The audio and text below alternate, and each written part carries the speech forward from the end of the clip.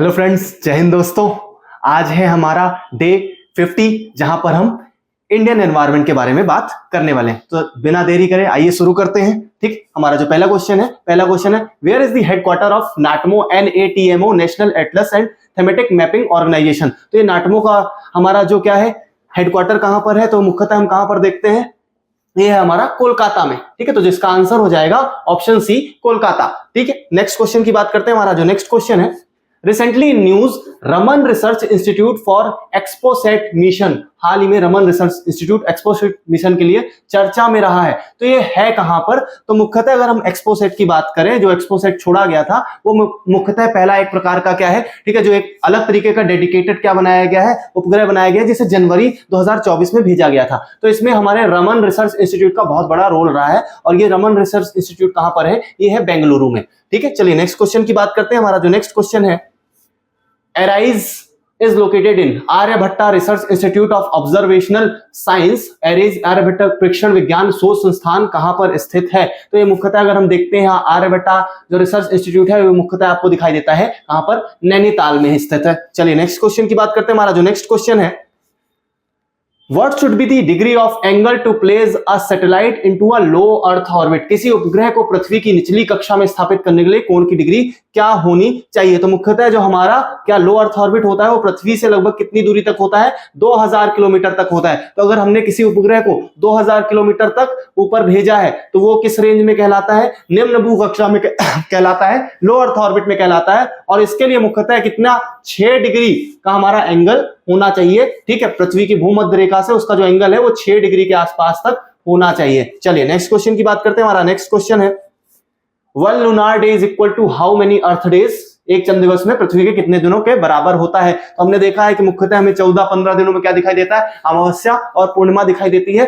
तो ये क्या हो जाएगा हमारा आंसर, ठीक है, A14। चलिए नेक्स्ट क्वेश्चन की बात करते हैं। हमारा जो नेक्स्ट क्वेश्चन है, A payload of Exposat that is in VSAT, women engineered satellite in developed by the women students of which institute? Exposat का जो पेलोड है, VSAT है, वो किस संस्थान की महिला छात्रों द्वारा विकसित किया गया था। ठीक, यहां पर दिया हुआ लाल बहादुर शास्त्री कॉलेज टेक्नोलॉजी केरला, सम्राट अशोक टेक्नोलॉजिकल इंस्टीट्यूट मध्य प्रदेश, सम्राट Ashok technological institute Madhya Pradesh MP, ठीक, IIT रुड़की और IISc बेंगलोर। तो मुख्यतः ये जो हमारा केरला में इंस्टीट्यूट है लाल बहादुर शास्त्री टेक्नोलॉजी, ठीक है, कॉलेज ऑफ टेक्नोलॉजी केरल द्वारा, इसके द्वारा ये विकसित किया गया था। चलिए नेक्स्ट क्वेश्चन की बात करते हैं। हमारा जो नेक्स्ट क्वेश्चन है, Fermi is an unit of, Fermi एक इकाई है। ठीक है, तो एक फर्मी साहब थे, हमारे वैज्ञानिक थे, उनके नाम पर क्या एक लंबाई की यूनिट बनाई गई थी। ठीक है, जो कि किसके बराबर होती है, एक फर्मी में आपको लगभग, ठीक, 10 to the power -15, ठीक, मीटर दिखाई देते हैं फर्मी मीटर में। तो ये मुख्यतः किसकी लंबाई, लेंथ की यूनिट है। चलिए नेक्स्ट क्वेश्चन की बात करते हैं। हमारा जो नेक्स्ट क्वेश्चन है, which line separates earth atmosphere and space? कौन सी रेखा पृथ्वी के वायुमंडल और अंतरिक्ष को अलग करती है? तो पृथ्वी से लगभग 80 से 100 किलोमीटर की रेंज में, ठीक है, जो हमारी ये रेखा है जहां से हमारा अंतरिक्ष शुरू हो जाता है, हमने ये मान लिया है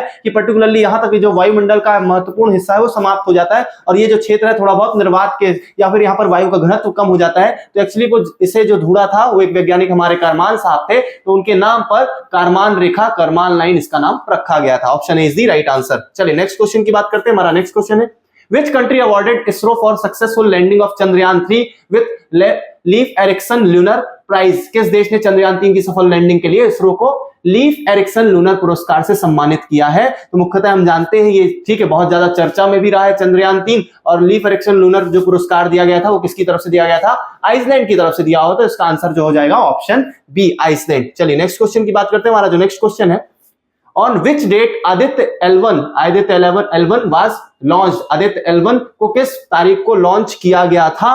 ठीक है, 23 अगस्त 2023, 20 सितंबर 2023, 15 नवंबर, 11 दिसंबर। यहां पर एक मिस्टेक है, पर्टिकुलरली प्रिंट मिस्टेक है, ठीक है, राइटिंग मिस्टेक हुई है। तो यहां पर जो है वो आंसर क्या हो जाएगा, ठीक है, 20 सितंबर नहीं होगा, इसका आंसर क्या हो जाएगा, 2 सितंबर 2023 को इसे लॉन्च किया गया था। चलिए नेक्स्ट क्वेश्चन की बात करते हैं। हमारा जो नेक्स्ट क्वेश्चन है, In which city of Madhya Pradesh Union Health Minister Mansukh Mandavia inaugurate sub zonal office of CDSCO central drug standard control organisation. Madhya Pradesh के किस शहर में केंद्रीय स्वास्थ्य मंत्री मनसुख मांडविया ने CDSCO के उप क्षेत्रीय कार्यालय का उद्घाटन किया था? तो ये मुख्यतः कहां पर किया गया था? इंदौर में किया गया था। ऑप्शन डी इसका आंसर हो जाएगा। चलिए नेक्स्ट क्वेश्चन की बात करते हैं। हमारा जो नेक्स्ट क्वेश्चन है, दृष्टि 10 स्टार लाइनर इज अ, दृष्टि 10 स्टार लाइनर एक है, ठीक है।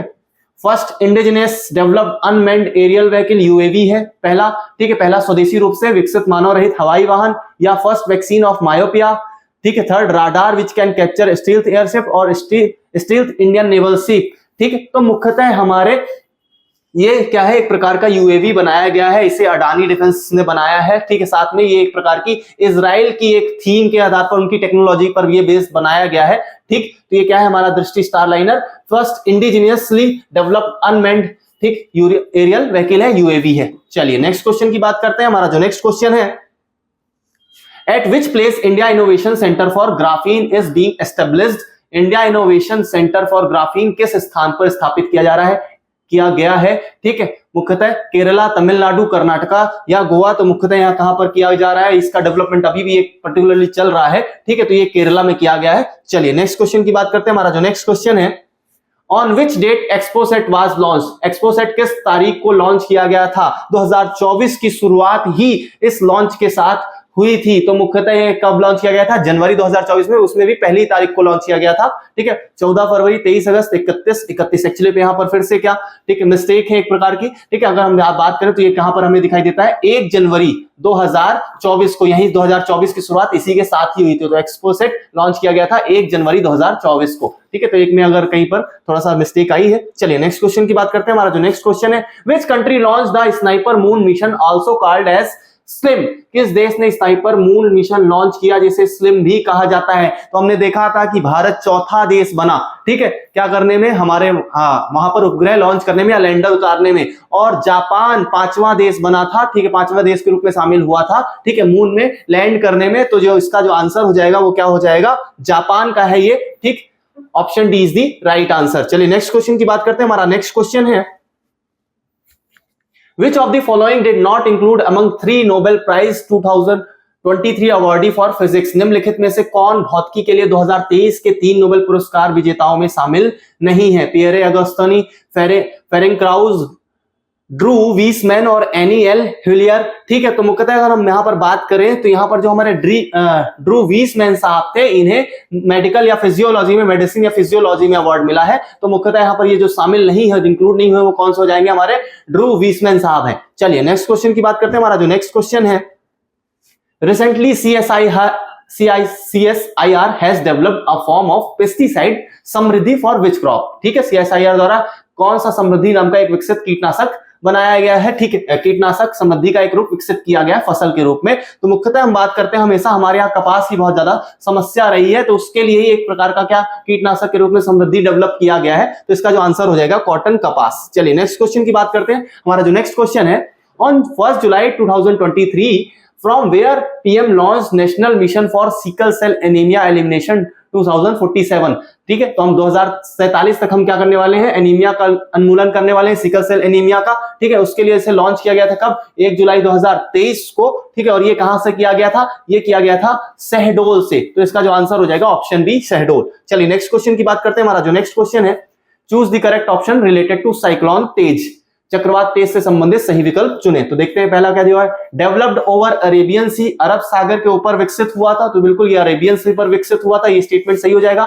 नेम गिवन बाय पाकिस्तान, तो जो तेज है वो दिया गया था किसके द्वारा, वो दिया गया था इंडिया के द्वारा, ना कि पाकिस्तान के द्वारा। तो ये हमारा स्टेटमेंट हो जाएगा incorrect. Third, did hit western coast of country, यह देश के पश्चिमी तट से टकराया था। तो हमारा जो अरेबियन सी, अरब सागर वाला भाग है वो पश्चिमी तट का ही है। तो 2 स्टेटमेंट हमारे पहले और तीसरे सही होंगे। पूछा क्या है, सही विकल्प चुने, ठीक है। तो 1 और 3, ऑप्शन सी 1 और 3। चलिए नेक्स्ट बात करते हैं। हमारा जो नेक्स्ट क्वेश्चन है, Who of the following is the head of CSIR?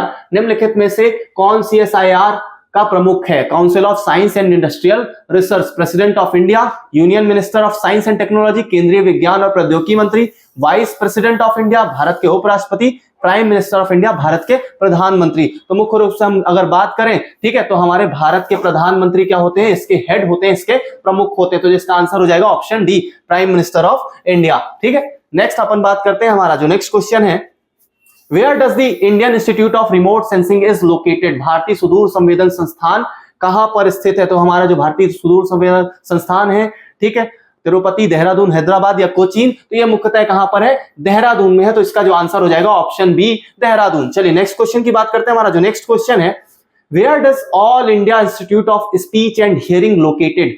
अखिल भारतीय वाणी एवं श्रवण संस्थान कहां पर स्थित है? ठीक है, ऑप्शन ए नई दिल्ली, बी चंडीगढ़, सी मुंबई या डी मैसूर। तो ये कहां पर स्थित है? मैसूर में स्थित है। तो जिसका आंसर हो जाएगा ऑप्शन डी, मैसूर। चलिए नेक्स्ट क्वेश्चन की बात करते हैं, हमारा जो नेक्स्ट क्वेश्चन है, which goal of sustainable development is having a highest number of targets?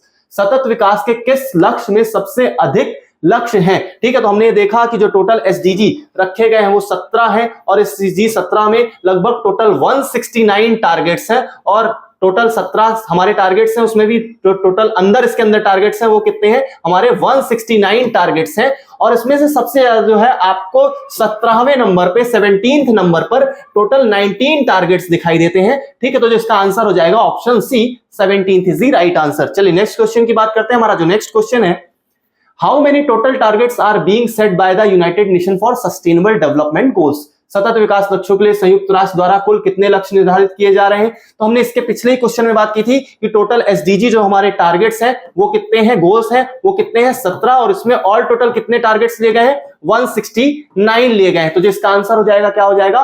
Option A, 169। चलिए नेक्स्ट क्वेश्चन की अपन बात करते हैं, जो हमारा नेक्स्ट क्वेश्चन है, When did new goals and targets set by the UN came into effect? संयुक्त राष्ट्र द्वारा जो निर्धारित नए लक्ष्य और टारगेट थे वो कब लागू हुए? तो हम ये जानते हैं कब लागू किए गए थे, मुख्यतः 2016 में लागू किए गए थे, और जो इसकी डेट थी 2016 की शुरुआत में ही इसे लागू किया गया था। तो इसका आंसर हो जाएगा ऑप्शन बी, 1 जनवरी 2016। चलिए नेक्स्ट क्वेश्चन की बात करते हैं, हमारा जो नेक्स्ट क्वेश्चन है, Which of the following best describe the law of conservation of energy?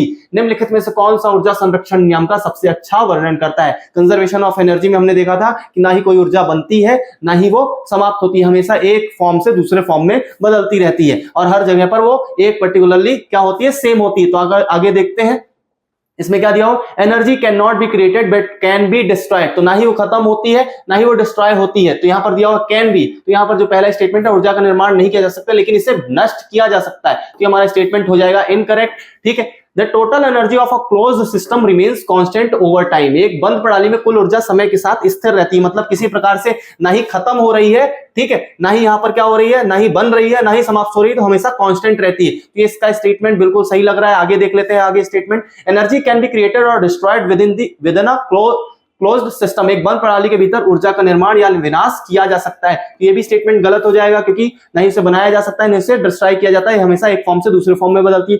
The rate of change of energy is equal to the force applied to a system। ऊर्जा के परिवर्तन की दर किसी प्रणाली पर लगाए गए बल के बराबर होता है। तो कई बार इसका उल्टा भी होता है, ठीक है, तो तीनों ही स्टेटमेंट गलत जाएंगे। नॉर्मली क्या होगा, the total energy of closed system remains constant over time। ठीक है, एक बंद प्रणाली में कुल ऊर्जा समय के साथ स्थिर रहती है। तो option B is the right answer. चलिए नेक्स्ट क्वेश्चन की बात करते हैं, हमारा जो नेक्स्ट क्वेश्चन है, Which is not among the 3 major components of sustainable development goals? सतत विकास लक्ष्यों में 3 प्रमुख घटकों में से कौन सा नहीं है?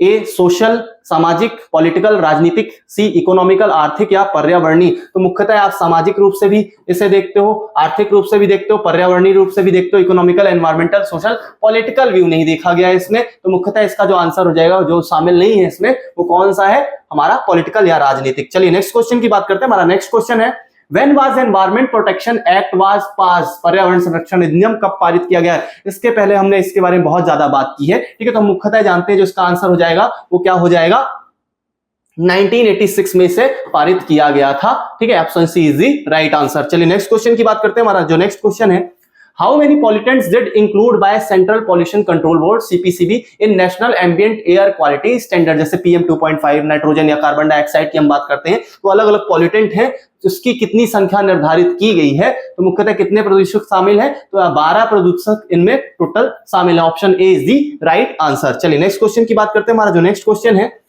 वेयर विल COP29, ठीक है, corporation COP29 be held, COP29 का आयोजन, ठीक है, हम पर्यावरण से संबंधित या सतत विकास से संबंधित क्या होती है, कॉन्फ्रेंस होती है, तो कॉन्फ्रेंस ऑफ पार्टी जो 29 है वो कहां पर होगी, तो मुख्यतः होने वाली है कहां पर, अजरबैजान में होने वाली है। इसके पहले अगर हम 28 की बात करें तो दुबई में हुई थी। उसके पहले अगर हम बात करें COP26, ठीक है, ये बहुत ज्यादा इंपॉर्टेंट रहा है, ठीक है, तो इसको आप जरूर देखिएगा, ठीक है। ये कहां पर हुई थी, तो ये ग्लासगो में हुई थी और इस पर बहुत सारे मिशन जो लक्ष्य लिए गए थे, ठीक है, तो इसको आप एक बार COP26 यूपीएससी के हिसाब से जरूर देखें, इसके लक्ष्य जो है वो निर्धारित किए गए। उसके बाद 28 में कुछ चेंजेस आए, ठीक, तो ये अभी जो 29 होने वाली है वो कहां पर होने वाली है, अजरबैजान में होने वाली है। चलिए नेक्स्ट क्वेश्चन की बात करते हैं। हमारा जो नेक्स्ट क्वेश्चन है, Govardhan scheme is planned and implemented under which ministry, Govardhan जैविक जैव कृषि संसाधन धन को बढ़ावा देने वाला योजना किस मंत्रालय के तहत बनाई और कार्यान्वित की जा रही है, मिनिस्ट्री ऑफ पावर, विद्युत मंत्रालय, ministry of agriculture farmer welfare, ministry of animal husbandry या मिनिस्ट्री ऑफ जल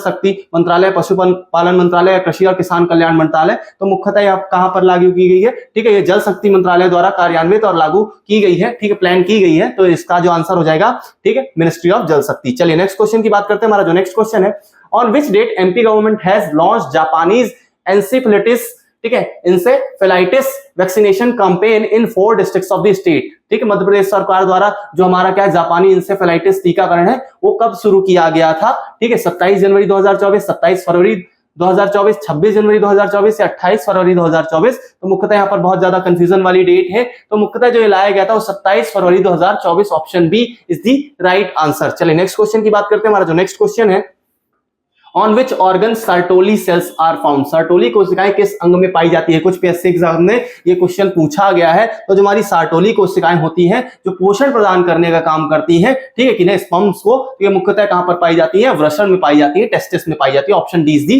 राइट आंसर। चलिए नेक्स्ट क्वेश्चन की हम बात करते हैं। जो हमारा नेक्स्ट क्वेश्चन है, opium is which category of medicine, अफीम किस श्रेणी की दवा है, डिप्रेसेंट, अवसादक, उत्तेजक, ठीक है, स्टिमुलेंट, मति भ्रमकारी, हेलुसिनोजेनिक या नन ऑफ दी अबव, तो हमारी जो मुख्यतः किस प्रकार का जो ओपियम है वो किस प्रकार का है, अवसादक या डिप्रेसेंट के रूप में देखा जाता है। चलिए नेक्स्ट क्वेश्चन की बात करते हैं। नेक्स्ट जो हमारा क्वेश्चन है,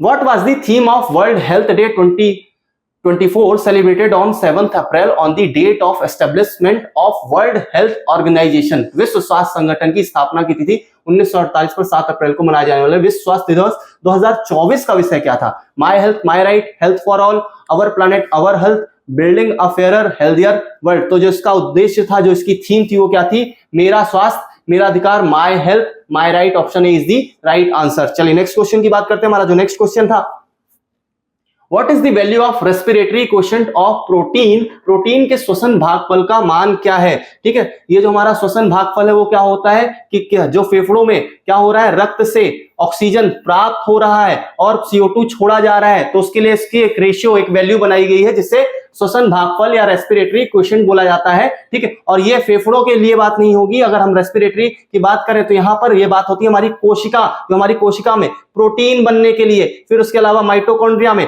ऊर्जा बनने के लिए, कार्बोहाइड्रेट यहाँ पर प्रोटीन के लिए ऑक्सीजन लगनी है, यहाँ पर कार्बोहाइड्रेट के लिए और कुछ वसा के लिए लगनी है, तो उसके लिए एक अलग अलग वैल्यू होती है, ठीक है। तो अगर हम बात करें कार्बोहाइड्रेट के लिए, तो कार्बोहाइड्रेट के लिए जो रेशियो होता है वो 1 होता है, ठीक है। उसके अलावा बात करें जो वसा है, ठीक है, ये वसा के लिए या फैट के लिए जो वैल्यू होती है वो 0.7 होती है, ठीक है, और 1 होती है किसके लिए, कार्बोहाइड्रेट के लिए, और 0.8 होती है किसके लिए, प्रोटीन के लिए। तो इसका आंसर जो हो जाएगा ऑप्शन बी 0.8। चलिए नेक्स्ट क्वेश्चन की बात करते हैं। हमारा जो नेक्स्ट क्वेश्चन है, a method of cooking where food is cooked without direct contact of water is called, खाना पकाने की वह विधि जिसमें भोजन को पानी के सीधे संपर्क के बिना पकाया जाता है उसे कहते हैं स्टीमिंग, बॉइलिंग, स्ट्यूइंग या पोचिंग, भाप से पकाना, उबालना, स्टू बनाना या पोचिंग करना। तो मुख्यतः जब हम खाना बनाते हैं और उसमें पानी का उपयोग नहीं करते तो हम उस सब्जी को सीझने देते हैं थोड़ा सा, तो जो सीझना होता है उसे मुख्यतः किस रूप में जाना जाता है? स्टू बनाना, स्टीविंग के रूप में जाना जाता है, जहां पर बिना पानी के संपर्क में आए से पकाया जाता है ताकि जो सब्जी है वो मुलायम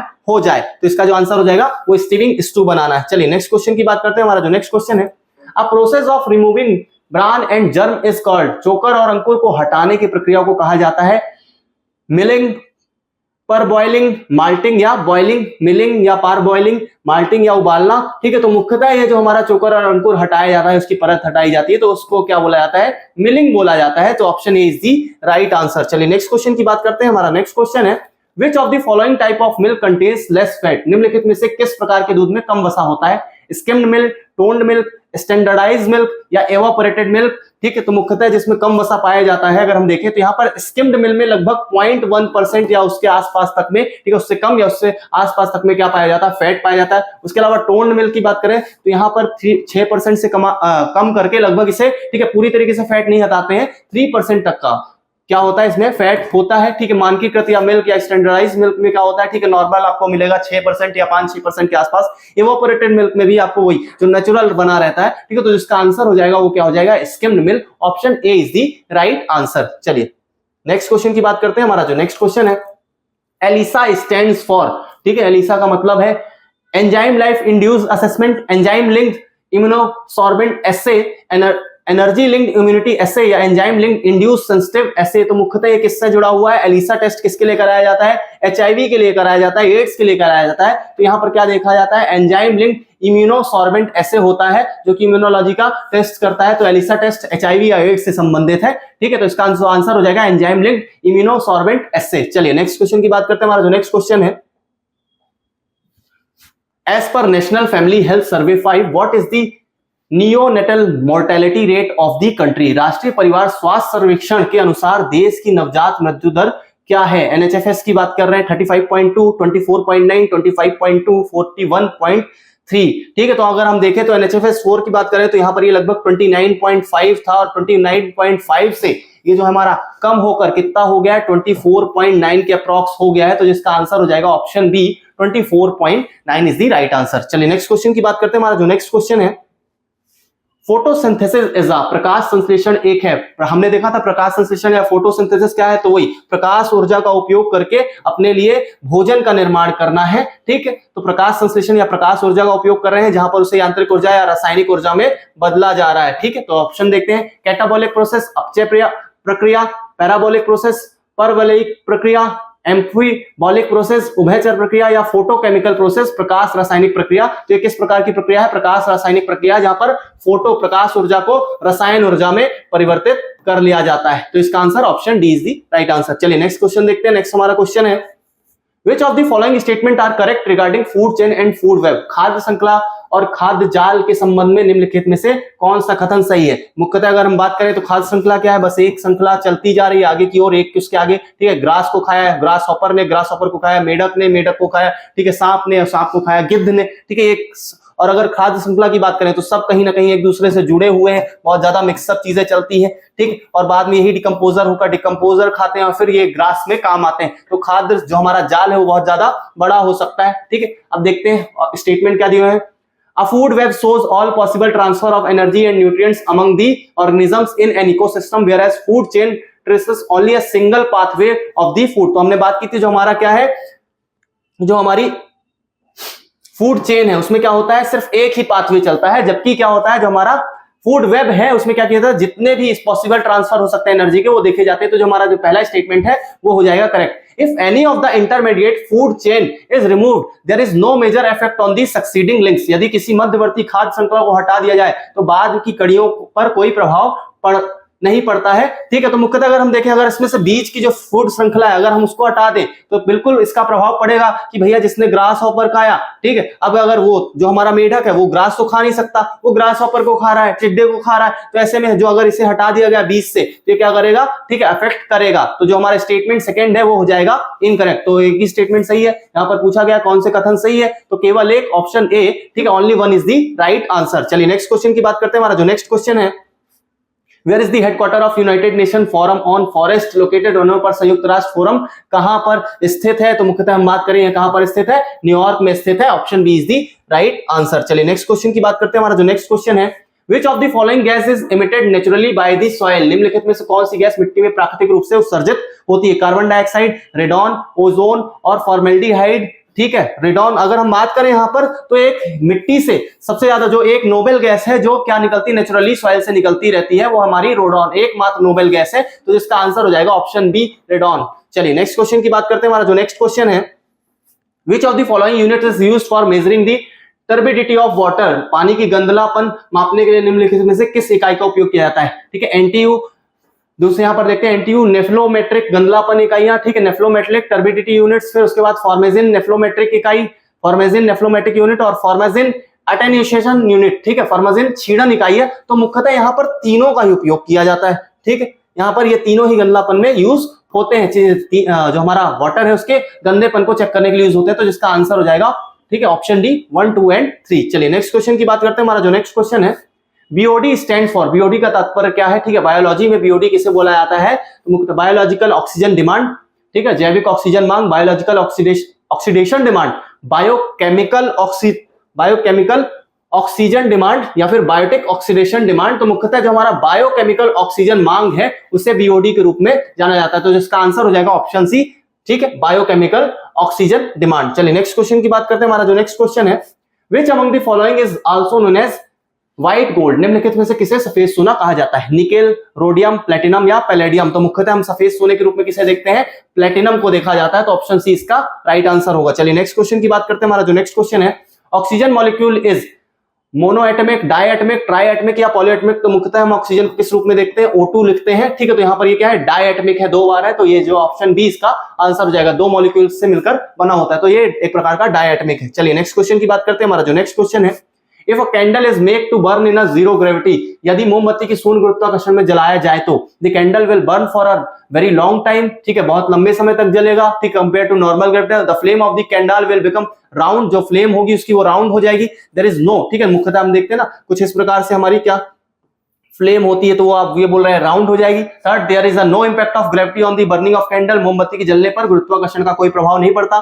the candle will not burn in zero gravity, ठीक है, तो जीरो ग्रेविटी की यहाँ पर बर्न होने की बात नहीं होगी कि जीरो ग्रेविटी बात की जा रही है, ऑक्सीजन की कमी की बात नहीं की जा रही है। तो ग्रेविटी अगर नहीं होगी तो ऐसे में ये जो शेप बन रहा है वो वही कि भारीपन नीचे की ओर जा रहा है, तो वो नहीं जाएगा। ये हमेशा आपको चारों तरफ से बराबर ही ग्रेविटी मिलेगा, मतलब किसी प्रकार से खिंचाव नहीं हो रहा है। तो ये कैसी बनेगी? गोल बनेगी। तो मुख्यतः जो इसका आंसर हो जाएगा, इसकी लॉ जो है वो गोल हो जाएगी। Option B is the right answer. चलिए नेक्स्ट क्वेश्चन की बात करते हैं। हमारा जो नेक्स्ट क्वेश्चन है, which of these is a physical quantity which completely express the position and direction of motion of the particle? इनमें से कौन सी भौतिक राशि कण की गति और स्थिति और दिशा को पूरी तरीके से व्यक्त करती है? तो मुख्यतः किसी फेज में जाकर, ठीक है, इसे देखा जाता है। ठीक है, तो अगर कोई चीज है वो कहां पर चल रही है, उसकी डायरेक्शन क्या है, ठीक है, उसकी क्या डायरेक्शन है, उसके अलावा उसकी पोजीशन क्या है, किस प्रकार की दिशा है, तो उसका एक फेज कहलाता है। ठीक है, तो जिसका आंसर हो जाएगा उससे क्या हम देखते हैं, option C, phase is the right answer. चलिए नेक्स्ट क्वेश्चन की बात करते हैं। हमारा जो नेक्स्ट क्वेश्चन है, Which of the following phenomena is involved in kaleidoscope? निम्नलिखित में से कौन सी घटना कैलेडोस्कोप में शामिल है? कैलेडोस्कोप एक प्रकार से क्या होता है? डिजाइन बनाने के लिए काम आता है। हम मुख्यतः किसी एक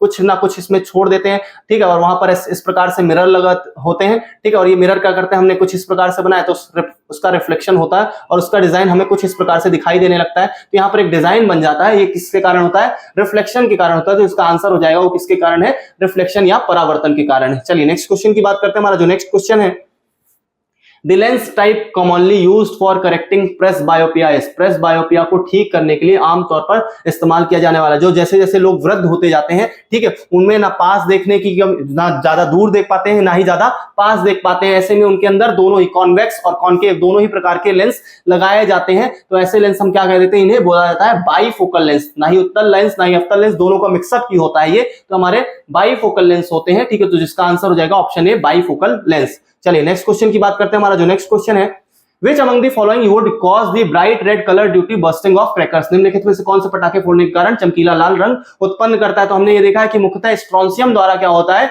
इस प्रकार के रंगों को दिखाया जाता है। तो इसका आंसर हो जाएगा ऑप्शन ए, स्ट्रोंसियम। चलिए नेक्स्ट क्वेश्चन की बात करते हैं। हमारा जो नेक्स्ट क्वेश्चन है, Which of the following fibers catches fire least? ठीक है, निम्नलिखित में से कौन सा रेशा सबसे कम आग पकड़ता है?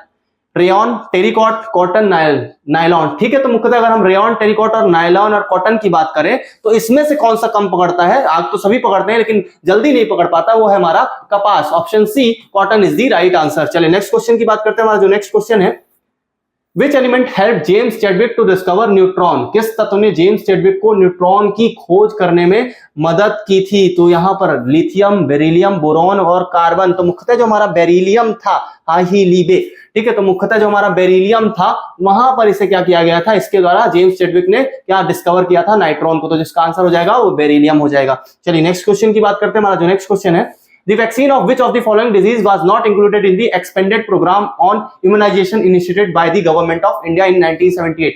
निम्नलिखित में से किस बीमारी का टीका भारत सरकार द्वारा 1978 में शुरू किए गए विस्तारित टीकाकरण कार्यक्रम में शामिल नहीं किया गया था? पोलियो, डिप्थीरिया, मीजल्स या खसरा या ट्यूबरक्यूलोसिस। तो मुख्य रूप से हम क्या देखते हैं कि ये तीनों, पोलियो भी शामिल था, डिप्थीरिया भी शामिल था, क्षय रोग, खसरा इसमें शामिल नहीं था। तो जिसका आंसर हो जाएगा ऑप्शन सी मीजल। चलिए नेक्स्ट बात करते हैं। हमारा जो नेक्स्ट क्वेश्चन है, What is the chemical name of the deadly poison cyanide? घातक जहर साइनाइड का रासायनिक नाम क्या है? Sulphuric acid, hydrochloric acid, nitric acid या प्रोसिक एसिड। ठीक है, मुख्यतः साइनाइड जिसे हम CN बोलते हैं, हाइड्रोक्लोरिक, ठीक है, ये साइनाइड है तो है। अगर हम सल्फ्यूरिक एसिड की बात करें तो ये SO4 है, हाइड्रोक्लोरिक एसिड की बात करें तो HCl है, ठीक है, नाइट्रिक एसिड की बात करें तो NO4 या NO3 से शुरू होता है। ठीक है, तो हमारा जो प्रोसिक एसिड है, यहां पर अगर आप देखोगे तो एलिमिनेशन से ये ज्यादा बेटर हो जाएगा। तो मुख्यतः जो हमारा HCN है वो प्रोसिक एसिड के नाम से जाना जाता है। तो इसका आंसर जो हो जाएगा ऑप्शन डी प्रोसिक एसिड। चलिए नेक्स्ट क्वेश्चन की बात करते हैं। हमारा जो नेक्स्ट क्वेश्चन है, skeletal muscles are classified into red and white muscles due to the presence of which pigment? कंकाल की मांसपेशियों को किस वर्णक की उपस्थिति के कारण लाल और सफेद मांसपेशियों में वर्गीकृत किया जाता है? ठीक है, इसमें लिखा हुआ है सार्कोप्लाज्मिक, मायोग्लोबिन, मायोसिन या नन ऑफ द अबव। तो मुख्यतः जो मायोग्लोबिन इसमें पाया जाता है उसके कारण, इसके जो इस पिगमेंट के कारण क्या होता है, व्हाइट मसल्स और रेड मसल्स में क्या किया जा सकता है? क्लासिफिकेशन किया जा सकता है। चलिए नेक्स्ट क्वेश्चन की बात करते हैं। हमारा जो नेक्स्ट क्वेश्चन है, what is the average life of red blood cells in human body? कितनी उम्र होती है लाल रक्त कोशिकाओं का, कितना जीवन काल होता है? 120, 200, 400, ठीक है, या ह्यूमन लाइफ के बराबर? तो मुख्यतः जो RBC होती है उसका काल कितना होता है? 120 दिन। और हर 120 दिन के बाद लगभग हमारी जो रक्त कोशिकाएं हैं वो वापस से नई आ जाती हैं। चलिए नेक्स्ट क्वेश्चन की बात करते हैं। हमारे जो नेक्स्ट क्वेश्चन है, trypanosoma which cause the disease named sleeping sickness is what kind of microorganism? Trypanosoma जो स्लीपिंग सिकनेस नामक बीमारी का कारण बनता है किस प्रकार का सूक्ष्म जीव है? बैक्टीरिया, फंगाई, एल्गी या प्रोटोजोआ? बैक्टीरिया, कवक, शैवाल या प्रोटोजोआ? तो मुख्यतः ये होता है किससे? प्रोटोजोआ से होता है। जो क्या होती है, अफ्रीकन सीसी मक्खी है, वो प्रोटोजोआ को लाकर, ठीक है, क्या करती है? ट्रिप्नोसोमा जैसे रोग उत्पन्न करती है। तो इसका आंसर हो जाएगा प्रोटोजोआ। चलिए नेक्स्ट क्वेश्चन की बात करते हैं। हमारा जो नेक्स्ट क्वेश्चन है, what is the height of GSLV MK3? GSLV MK3 जिसे हमारे देश का बाहुबली भी बोला जाता है, ठीक है, जो वो है, अगर उसकी अब बात करें 50 मीटर, 49.5, 45 और 43.5, तो हम 50 मीटर तक अभी पहुंचे भी नहीं है। ठीक है, हम आगे चलकर बनाने वाले हैं नए, और जो भी नए 10-10 टन के क्या बनेंगे हमारे, ठीक है, लॉन्च व्हीकल बनेंगे। तो यहाँ पर मुख्यतः हम बात करें जो हमारा 43.5 मीटर का हमारा GSLV MK3 है। अगर उससे भी बड़े बात करें लंबाई को लेकर तो हमारे PSLV वाहन उससे भी बड़े हैं, 49 तक भी ये जाते हैं। चलिए नेक्स्ट क्वेश्चन की बात करते हैं। हमारा जो नेक्स्ट क्वेश्चन है, Which of the following is also called as suicidal bag? निम्नलिखित में से किसे आत्मघाती थैली भी कहा जाता है? लाइसोसोम, एंडोप्लाज्मिक रेटिकुलम, रिक्तिका या राइबोसोम? तो मुख्यतः लाइसोसोम को क्या बोला जाता है? ठीक है, सुसाइडल बैग बोला जाता है। इसके अंदर जो एंजाइम होते हैं, जब कोशिका अपना काम करना बंद कर देती है, ये एंजाइम एक पाचक एंजाइम के रूप में होते हैं। अगर किसी प्रकार के अपशिष्ट पदार्थ है तो कोशिका के अंदर से यहाँ भेज दिए जाते हैं जिसे वो पाचित कर लेता है। लेकिन कई बार क्या होती है, हमारी जो कोशिका होती है, ठीक है, वो जब समाप्त होने लग जाती है तो ये जो है वो फट जाता है, और फटने के कारण यहाँ इसके एंजाइम, ठीक है, पूरी कोशिका में फैल जाते हैं और इसी को पाचित कर देते हैं। इसलिए लाइसोसोम को क्या बोला जाता है? ठीक है, कोशिका का सुसाइडल बैग बोला जाता है, ठीक, हमारे आत्मघाती थैली बोला जाता है। चलिए नेक्स्ट क्वेश्चन की बात करते हैं। हमारा जो नेक्स्ट क्वेश्चन है, under which kingdom does algae is classified into? शैवाल को किस जगत में वर्गीकृत किया जाता है? तो जो हमारे शैवाल है वो मुख्यतः क्या कहलाते हैं? हमारे प्रोटिस्टा होते हैं। तो ऑप्शन बी इसका राइट आंसर होगा। चलिए नेक्स्ट क्वेश्चन की बात करते हैं। हमारा जो नेक्स्ट क्वेश्चन है, match of the following Annelida, arthropoda, Mollusca, jellyfish, octopus या इंसेक्ट्स? ठीक है, हम यहाँ पर अगर बात करें, थोड़ा सा यहाँ पर एक मिस्टेक है, यहाँ पर एक चीज गायब है थोड़ी सी, 4th नंबर की डी और 4 होना चाहिए। ठीक है, एनालिडा, कीट, जेलीफिश या ऑक्टोपस? ठीक, तो अगर हम यहाँ पर बात करें तो हमारा जो ऑर्थोपोडा होता है, ठीक है, थोड़ा सा यहीं पर मिस अपन कर लेते हैं कि अगर इसमें नहीं भी दिया हुआ है, ठीक है, तो जो हमारे ऑर्थोपोडा होते हैं वो किस प्रकार के होते हैं, ऑर्थोपोडा हमारे, ठीक है, बी जो है उसका कनेक्शन किसके साथ हो जाएगा, 3 के साथ हो जाएगा। हमारे जो इंसेक्ट्स होते हैं वो किस प्रकार के होते हैं, ऑर्थोपोडा होते हैं। इनका खुद का परिसंचरण तंत्र नहीं होता है, बाहर इनके पूरे शरीर में जो इनका रक्त है वो जिसमें जो भी रसायन पाए जाते हैं वो फैले रहते हैं, तो ऑर्थोपोडा 3 हो जाएगा। उसके अलावा सी मोलस्का, मोलस्का क्या है, मुख्यतः ऑक्टोपस है, ठीक है। एनालिडा के लिए अगर बात करें तो जो हमारे केचुए हैं, केचुए वगैरह इसमें आ जाते हैं, कीड़े जो आ जाएंगे, ठीक है, तो केचुए वगैरह हमारे में आ जाते हैं, ठीक है। तो ए का तो नॉर्मली क्या होगा, तो यहाँ पर हम देखें B3, ठीक है। सी का 4 दिया है तो ये गलत हो जाएगा। फिर B1 दिया हुआ है, ये भी क्योंकि हमने देखा B3 होना चाहिए, B3, ठीक है। फिर उसके बाद सी का 2 दिया हुआ है, तो हमारा जो ऑप्शन हो जाएगा वो यहाँ से, ठीक है, A4, B3, C2 और D1 हो जाएगा। तो मुख्यतः यहाँ पर जो ऑप्शन नहीं दिया हुआ जेलीफिश से, जो कि हमारे क्या मैमल्स वगैरह में आ जाते हैं, ठीक है, हमारे वर्टिब्रेटा में आते हैं, इनवर्टिब्रेट में आ जाते हैं, ठीक है, वो हो जाएंगे हमारे जेलीफिश। चलिए नेक्स्ट क्वेश्चन की बात करते हैं। नेक्स्ट जो हमारा क्वेश्चन है, how many chambers in a heart of crocodile, ठीक है, मगरमच्छ के हृदय में कितने कक्ष पाए जाते हैं, तो मगरमच्छ के हृदय में मुख्यतः 3 कक्ष पाए जाते हैं, तो इसका आंसर हो जाएगा ऑप्शन बी 3। चलिए नेक्स्ट क्वेश्चन की बात करते हैं। हमारा जो नेक्स्ट क्वेश्चन है, which of the following hormones is a growth control hormone of a plant, निम्नलिखित में से कौन सा हार्मोन पौधे के विकास का नियंत्रण हार्मोन है, एथिलीन, साइटोकाइनिन्स, ऑक्सिन और गिबरलिन्स, ठीक है, मुख्यतः ये नियंत्रण हार्मोन की बात कर रहे हैं जो विकास का नियंत्रण करते हैं, एथिलीन, साइटोकाइनिन और ऑक्सिन, ठीक है। तो मुख्यतः हमारे विकास के नियंत्रण में साइटोकाइनिन और ऑक्सिन दोनों की भूमिका होती है, तो ऑप्शन बी और ऑप्शन सी इसके 2 आंसर हो जाएंगे। चलिए नेक्स्ट क्वेश्चन की बात करते हैं। हमारा जो नेक्स्ट क्वेश्चन है, what is the colour of thyroid gland of human being, मनुष्य की थायराइड ग्रंथि का रंग कैसा होता है, तो मुख्यतः इसका जो थायराइड ग्रंथि का रंग होता है वो ब्राउनिश रेड होता है, मतलब या तो डार्क रेड जैसे हम बोल देते हैं, तो मुख्यतः एक प्रकार से ये रेड होता है, लाल कलर का होता है, ठीक है। यहाँ पर ऑप्शन रेड, पिंक, ब्राउन और भूरा, ठीक है, तो मुख्यतः ये भूरा लाल होता है, ठीक है, बहुत ज्यादा डार्क होता है। तो अगर हम यहाँ पर आंसर देखें एग्जैक्ट, तो हमें क्या मिलेगा, A, red is the right answer. चलिए नेक्स्ट क्वेश्चन की बात करते हैं। नेक्स्ट हमारा क्वेश्चन है, which of the following gland secretes vasopressin, ठीक है, निम्नलिखित में से कौन सी ग्रंथि वेसोप्रेसिन स्रावित करती है। वेसोप्रेसिन शरीर में पानी की मात्रा को नियंत्रित करते हैं, जो हमारे शरीर से जब मूत्र निकलता है उससे जल के अवशोषण का काम चलता है, तो इसे कई बार एंटी ड्यूरेटिक हार्मोन भी बोला जाता है। और एंटी ड्यूरेटिक हार्मोन मतलब हमारे शरीर में जल का अवशोषण का बने रहना, मतलब जल का बने रहने के लिए बहुत ज्यादा आवश्यक होता है, तो ये किसके द्वारा छोड़ा जाता है, ठीक है, एक्सक्रीट किया जाता है पिट्यूटरी हमारे शरीर में, जिसे मास्टर ग्रंथि बोला जाता है, पीयूष ग्रंथि बोला जाता है, उसके द्वारा ये स्रावित किया जाता है, सेक्रेट किया जाता है। चलिए नेक्स्ट क्वेश्चन की बात करते हैं। हमारा जो नेक्स्ट क्वेश्चन है,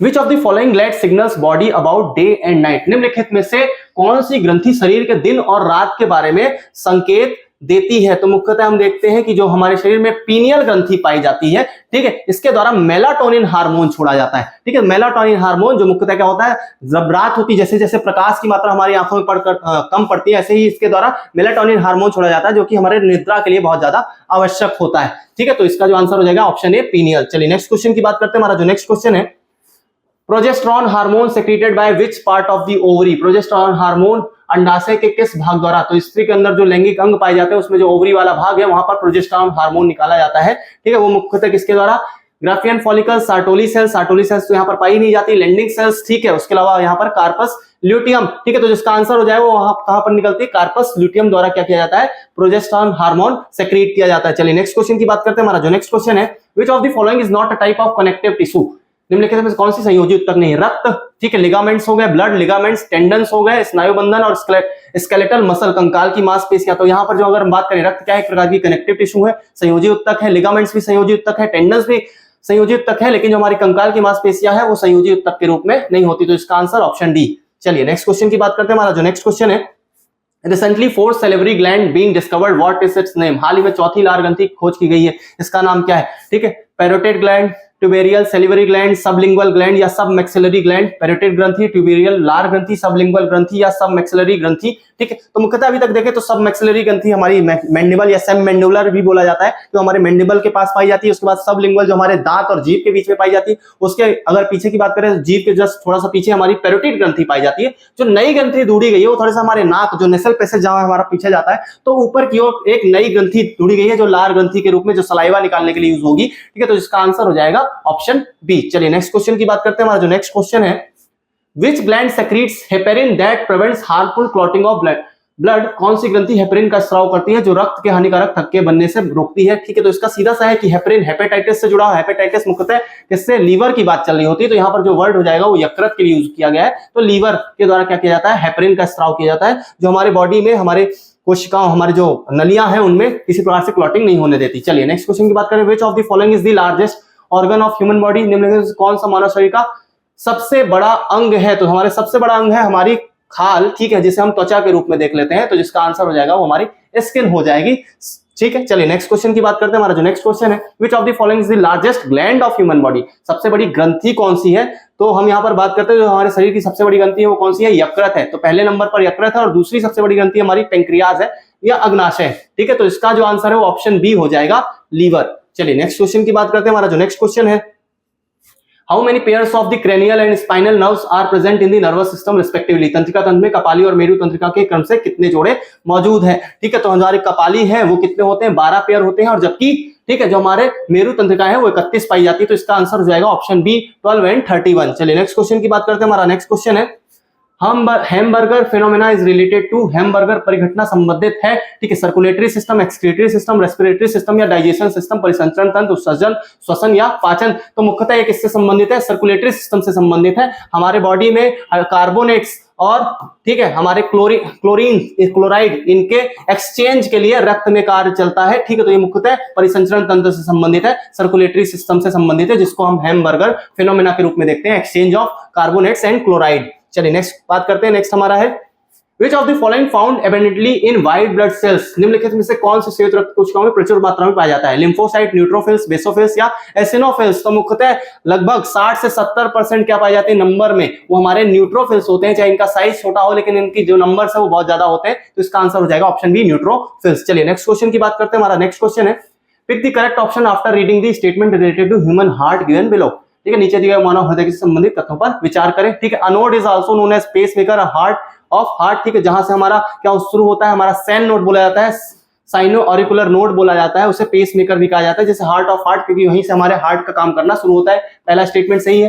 tricuspid valve located between right auricle and right ventricle, जो हमारा राइट वाला रीजन है उस वाले रीजन में जो हमारा हार्ट है वहां पर ट्राइकस्पाइड मतलब सीधा सीधा क्या हमारे ट्राइकस्पिड जो वॉल पाए जाते हैं, मतलब 3 तंतु पाए जाते हैं। ठीक इसी प्रकार से जब हमारे ठीक है अलिंद और नीले से जब हमारा ब्लड जाता है, इसी प्रकार ट्राइकस्पाइड वॉल लोकेटेड बिटवीन, ठीक है, जो bicuspid valve located between the left auricle and left ventricle, जो हमारा लेफ्ट वाला भाग होता है हृदय का, ठीक है, जो कि 2 भाग में बटा हुआ है, ये 2 भाग ये हो गया और ये 2 भाग में बटा है। वहां पर बाइकस्पाइड दो ही तंतु होते हैं, 2 पेयर के तंतु होते हैं, जो क्या करते हैं हमारे ऑरिकुलर, ठीक है, हमारे अलिंद और नीले को अलग अलग करते हैं। तो तीनों ही यहाँ पर स्टेटमेंट है वो सही हो जाएंगे, तो इसका आंसर हो जाएगा उपरोक्त सभी ऑल ऑफ दी अबव। चलिए नेक्स्ट क्वेश्चन की बात करते हैं। हमारा जो नेक्स्ट क्वेश्चन है, which among the largest cell in human body? ठीक है, मानव शरीर में सबसे बड़ी कोशिका कौन सी होती है? सबसे बड़ी कोशिका neuron, skin cell, sperm, ovum. ठीक है, न्यूरॉन जो है वो सबसे लंबी कोशिका होती है, ठीक है, 1 मीटर तक भी हो सकती है। जो सबसे बड़ी कोशिका देखी जाए तो कौन सी होती है? अंडाणु होती है, और सबसे छोटी कोशिका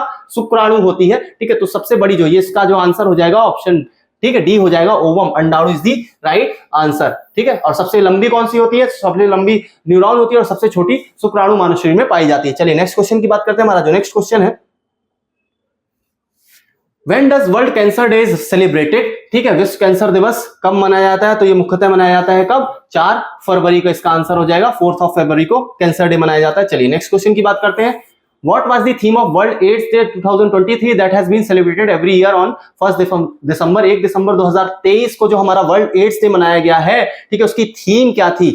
एक end inequalities in AIDS, equalise global solidarity और रेजिलेंट सर्विस, और लेट कम्युनिटीज लेड, समुदायों का नेतृत्व करना, वैश्विक एकजुटता, लचीली सेवाएं, समानता या समानता समाप्त करे, एड्स समाप्त करे। तो मुख्यतः जो इसका थीम था वो क्या था? समुदायों को नेतृत्व करना, let communities lead. Option D is the right answer. चलिए नेक्स्ट क्वेश्चन की बात करते हैं। हमारा नेक्स्ट क्वेश्चन है, When does National Deworming Day is celebrated? राष्ट्रीय कृमि मुक्ति दिवस कब मनाया जाता है? तो मुख्यतः अगर हम इसकी बात करें 11 दिसंबर, 10 फरवरी, ठीक है, 30 जनवरी और 14 अगस्त, तो 10 फरवरी ऑप्शन बी को क्या मनाया जाता है? नेशनल डीवॉर्मिंग डे सेलिब्रेट किया जाता है। चलिए नेक्स्ट क्वेश्चन की बात करें। हमारा जो नेक्स्ट क्वेश्चन है, trisomy at 21st pair of chromosome causes which disease, गुणसूत्र की 21वीं जोड़ी पर ट्राइसोमी किस रोग का कारण बनती है? तो मुख्यतः वही 23 से हमारे 23 गुणसूत्र पाए जाते हैं, 23 जोड़ी गुणसूत्र पाए जाते हैं। अगर हम थोड़ा सा नीचे चले जाएं, मतलब डाउन चले जाएं, तो क्या होता है? मुख्यतः 21वां पेयर आता है। तो इसका जो आंसर हो जाएगा वो ट्रिक के साथ है, वो क्या है? Down syndrome. ठीक है, थोड़ा सा नीचे जाना है, थोड़ा सा डाउन जाना है, तो हमें 21st पेयर मिलेगा। तो इसका जो आंसर हो जाएगा डाउन सिंड्रोम के रूप में जाना जाता है। चलिए नेक्स्ट क्वेश्चन की बात करते हैं। नेक्स्ट क्वेश्चन है,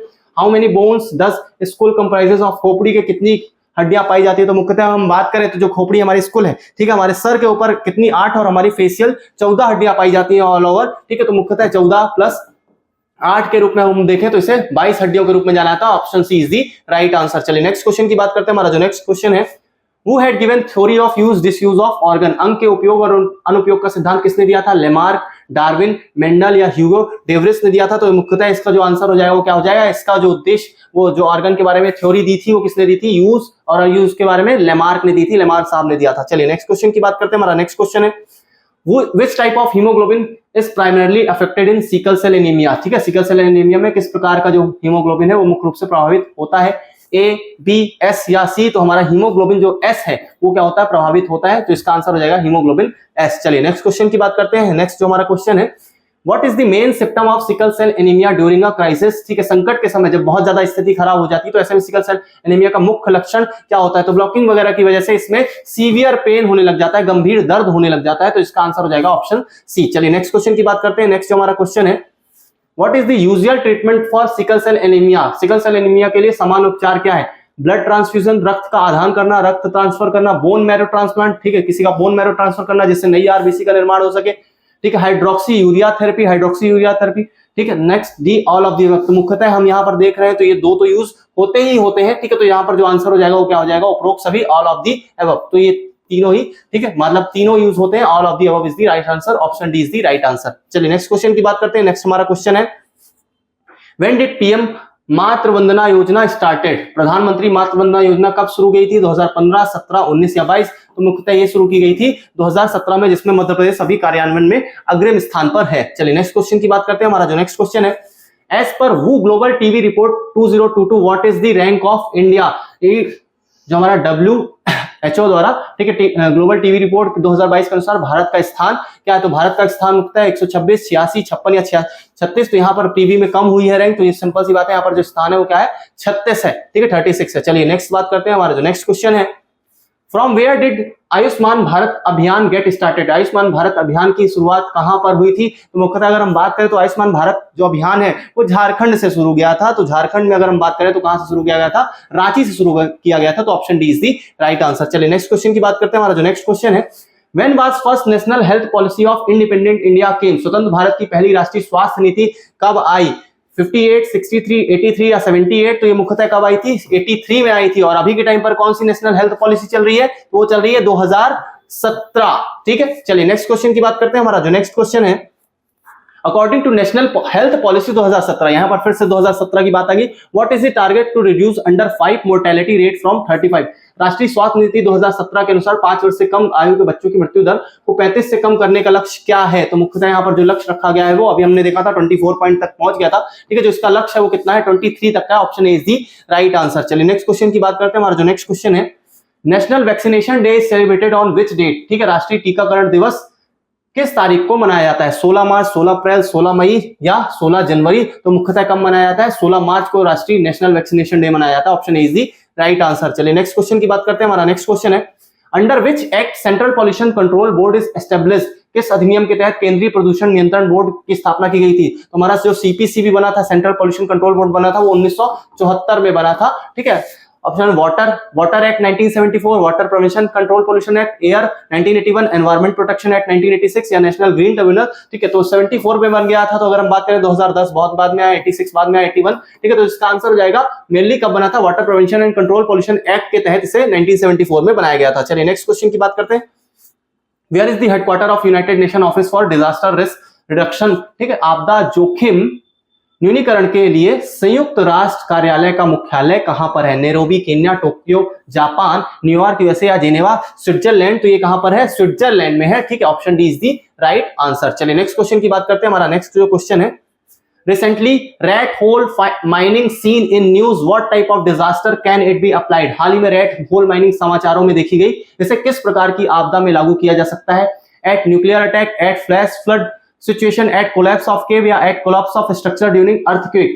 परमाणु हमले पर, अचानक बाढ़ की स्थिति में, गुफा के ढहने पर या भूकंप के दौरान संरचनाओं के, ठीक है, तो मुख्यतः सुरंग या गुफा के ढह जाने पर इसका प्रयोग किया जाता है, जहां पर हम रैट होल माइनिंग की वजह से किसी प्रकार से आपदाग्रस्त क्षेत्र से निकल सकते हैं। तो इसका आंसर हो जाएगा एट कोलैप्स ऑफ केव। ठीक है, नेक्स्ट क्वेश्चन की बात करते हैं। हमारा जो नेक्स्ट क्वेश्चन है, just prior to a tsunami coming ashore, sea level appears to fall quickly. This phenomena is called, जब सुनामी के तट पर आने से ठीक पहले समुद्र का जो स्तर है वो तेजी से गिरता हुआ प्रतीत होता है, इस घटना को कहा जाता है sea level drop, draw fall, draw down या डीप इन सी लेवल। समुद्र तल में गिरावट, ड्रॉ फॉल, ड्रॉ डाउन, समुद्र तल में गिरावट। तो मुख्यतः वही कि जब सुनामी आती है उसके पहले बहुत तेजी से जो हमारा जल है वो पीछे की ओर जाता है, ठीक है, तो इसे मुख्यतः क्या बोला जाता है? इसे ड्रॉ डाउन बोला जाता है। तो इसका जो आंसर हो जाएगा ऑप्शन सी। चलिए, ठीक है, अब इसी के साथ हमारे जो है, ठीक है, डे 50 कंप्लीट हुआ और इसी के साथ हमने जो है 5000 क्वेश्चन आज कंप्लीट कर दिए हैं। ठीक है, हमारे लगभग आज हमारी जो कल्पाक्ष की एक नई अचीवमेंट है वो हमने क्या किया है कि हमने अभी तक आपको 50 दिन, ठीक है, लगभग 5000 क्वेश्चन कंप्लीट करा लिए हैं। ठीक है, इसीलिए आप इसके साथ ही, आपने यहां तक हमारा साथ दिया, आगे भी हमारा साथ देते रहे। ठीक है, हम एक लंबे दूरी तक, एक लंबे एम के साथ, लंबे लक्ष्य के साथ आगे बढ़ रहे हैं। आपका साथ हमेशा बना रहेगा तो हम और बेहतर करेंगे। तो हमने 5000 क्वेश्चन कंप्लीट कर लिए हैं। ठीक, अगले जो हमारा क्वेश्चन बनेगा, ठीक, अगला जो डे आएगा वो 5001 के साथ शुरुआत करेंगे और एक नई अचीवमेंट के साथ शुरुआत करेंगे। ठीक, इसी के साथ जय हिंद, जय भारत, मिलते हैं फिर। चलिए।